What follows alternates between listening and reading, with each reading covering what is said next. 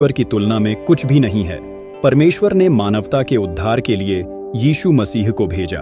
जब यीशु ने क्रूस पर बलिदान दिया तो उन्होंने शैतान की शक्ति को चुनौती दी। प्रकाशित वाक्य 20 के वचन 10 में लिखा है, शैतान जिसने उन्हें धोखा दिया आग और गंधक की झील में डाल दिया जाएगा और वह अनंत काल तक यातना भोगेगा। यह भविष्यवाणी शैतान के अंत के बारे में बताती है। शैतान का सबसे बड़ा हथियार हमेशा से भ्रम रहा है। वह कभी सीधा हमला नहीं करता, बल्कि मानव मन में संदेह और असत्य का बीज बोता है। आदम और हव्वा को गुमराह करने के बाद उसने मानव इतिहास में कई बार यही चाल अपनाई। शैतान ने महान शासकों और साम्राज्यों को यह विश्वास दिलाया कि वे अपराजेय हैं। उसने फरोह, नेबूकदनेजर और हिटलर जैसे शासकों को गर्व और अहंकार से भर दिया, जिससे उन्होंने अपने लोगों को विनाश की ओर धकेला। शैतान ने सच्चे धर्म और पाखंड के बीच भ्रम पैदा किया। उसने झूठे धर्म और झूठे गुरुओं को जन्म दिया ताकि लोग सच्चे परमेश्वर को भूल जाएं। आज भी वह हमें हमारी खुद की कमजोरियों के बारे में भ्रमित करता है।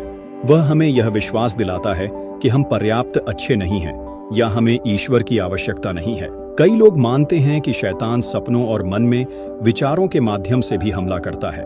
बाइबल में लिखा है कि शैतान झूठ का पिता है।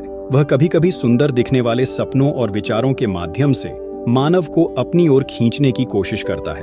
एक युवा व्यक्ति जो अपने जीवन में सफल होना चाहता था, उन्होंने सपना देखा कि वह बहुत अमीर हो गया है।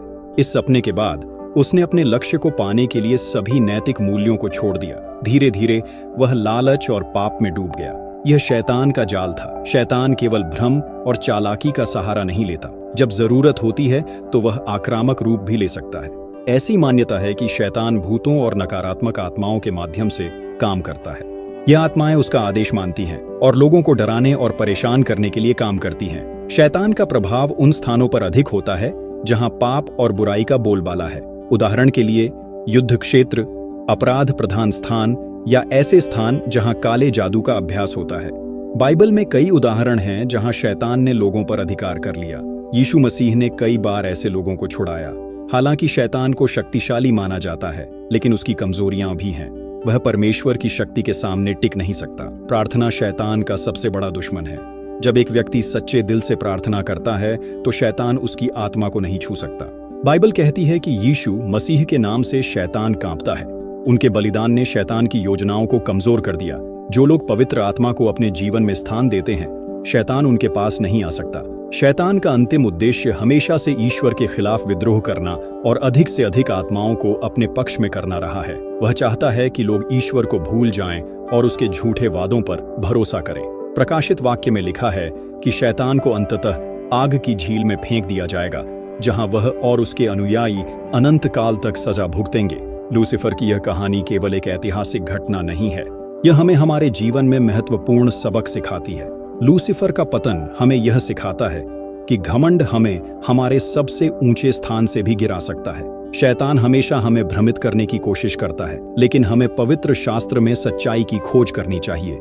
ईश्वर में विश्वास और प्रार्थना हमें शैतान के हर जाल से बचा सकती है। लूसीफर की यह कहानी केवल डराने या रहस्यमय बातें करने के लिए नहीं है। यह हमें हमारे जीवन की वास्तविकता से जुड़ने का एक तरीका है।